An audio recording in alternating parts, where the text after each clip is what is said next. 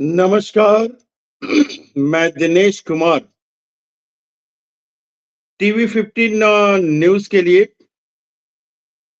आज हम बात करेंगे यूजीसी समता रिपोर्ट 2026 और विश्वविद्यालय अनुदान आयोग यानी कि यूजीसी के नए नियमों को लेकर बढ़ते विवाद पर।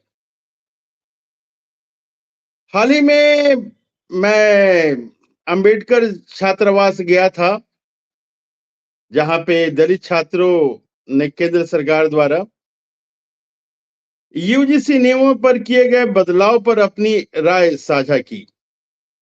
उसके ऊपर एक रिपोर्ट मैं पेश कर रहा हूं। देखिए, इसके मुख्य बिंदु की बातचीत करें तो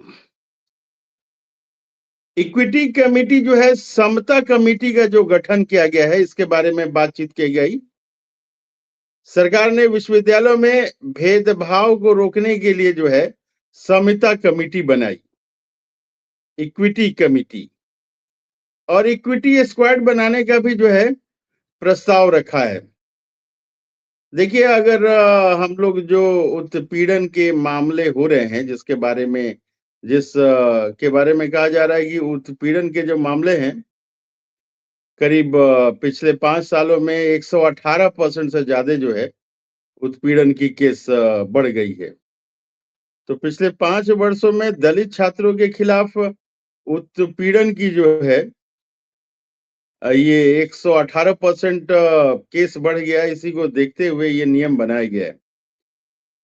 इसके अलावा जो है ऐतिहासिक संदर्भ अगर देखें हम लोग, तो जो छात्रों ने बताया कि देखिए, रोहित वेमुला का जो केस रहा है, पायल तडवी का केस रहा है, और लोगों ने दर्शन सोलंकी जैसे छात्रों का जिक्र किया। उन्होंने कहा कि कथित तौर पर जातीय भेदभाव के कारण ही इन्हें जो है अपनी जान गंवानी पड़ी। और इसमें जो है छात्रों ने अपनी प्रतिक्रिया दी, उन्होंने अपने आपत्तियां भी दर्ज कराई। कहा कि अंबेडकर छात्र हॉस्टल के छात्रों ने कहा कि सरकार के इस कदम का जो है वे स्वागत करते हैं, लेकिन इसके साथ ही जो है उन्होंने कुछ गंभीर मुद्दे भी उठाए। कमेटी के संरचना पर भी छात्रों का सवाल था। छात्रों का कहना था कि नियमों के अनुसार समिति के अध्यक्ष और सदस्य वही प्रोफेसर या कुलपति होंगे जो पहले से संस्थानों में कार्यरत है। उन्होंने चिंता जताई कि वर्तमान में अधिकांश कुलपति और प्रोफेसर जो हैं उच्च जाति के हैं, उच्च जाति मन सवर्ण से हैं, जिससे उन्होंने इस बात की उम्मीद जताई कि निष्पक्षता, न्याय की उम्मीद कम हो जाती है। उसके बाद कानून की मजबूरी के बारे में भी छात्रों ने बताया। छात्रों का मानना था कि यह कानून अभी भी बहुत कमजोर है और इसे और सख्त बनाया जाना चाहिए। इसे जमीन पर सही ढंग से लागू किया जा सके, इसके बारे में जो है छात्रों ने अपनी चिंता को जताई। साथ ही छात्रों ने स्पष्ट चेतावनी भी दिया कि यदि अगड़ी जाति के विरोध के कारण सरकार इस कानून को अगर वापस लेती है, तो देशव्यापी आंदोलन करेंगे।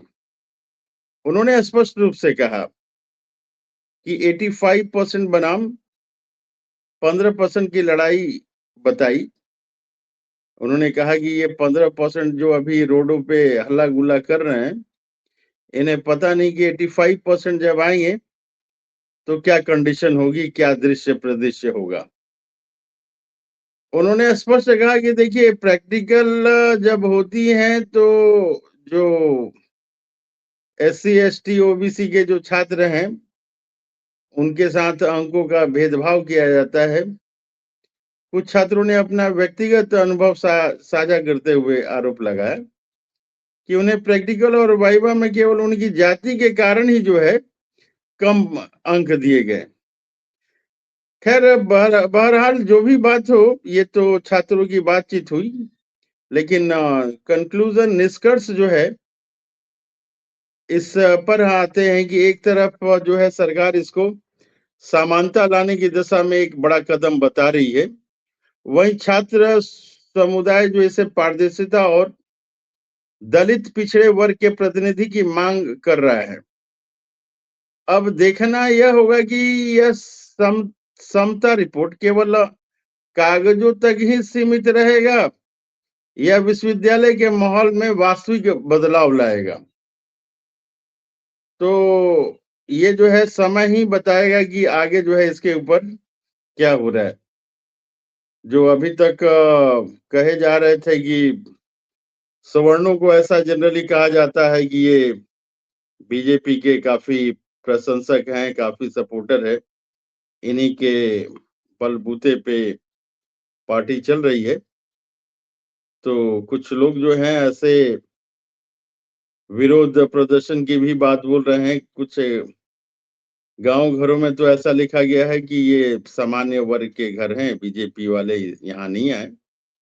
तो इस तरह के जो है धरना प्रदर्शन जो है होते ही रहता है। लेकिन जो भी हो सामाजिक समरसता के लिए केंद्र सरकार का जो ये कानून है काफी उपयोगी है और ऐसा लग रहा है कि आने वाले दिनों में एससी, एसटी, ओबीसी के ऊपर जो अत्याचार हो रहा था वो कम होगा। और ऐसा ही रहा तो जल्दी ही जो है भारत विश्व गुरु बन जाएगा, इसमें कोई रोक नहीं सकता है। देखिए अमेरिका वाले कितने बेवकूफ टाइप के लोग हैं कि किसी को कहीं नियुक्ति वगैरह देनी होती है एजुकेशन देखते हैं। उससे भी गया गुजरा चाइना वाला है, स्किल देखता है। अरे देखना ही है तो जाति प्रमाण पत्र देखो, जैसे हमारे इंडिया में होता है। इसी तरह से अगर ऐसे ही रवैया रहा तो निश्चित ही जो है भारत विश्व गुरु की श्रेणी में जल्दी ही आ जाएगा। और इसी तरह से अगर चलते रहें तो 2-4 साल तो दूर, 1 साल के भीतर ही जो है हमारे मोदी जी को नोबेल पुरस्कार मिले चाहे नहीं मिले, लेकिन भारत रत्न की तो एकदम गारंटी है। जय हिंद, वंदे मातरम।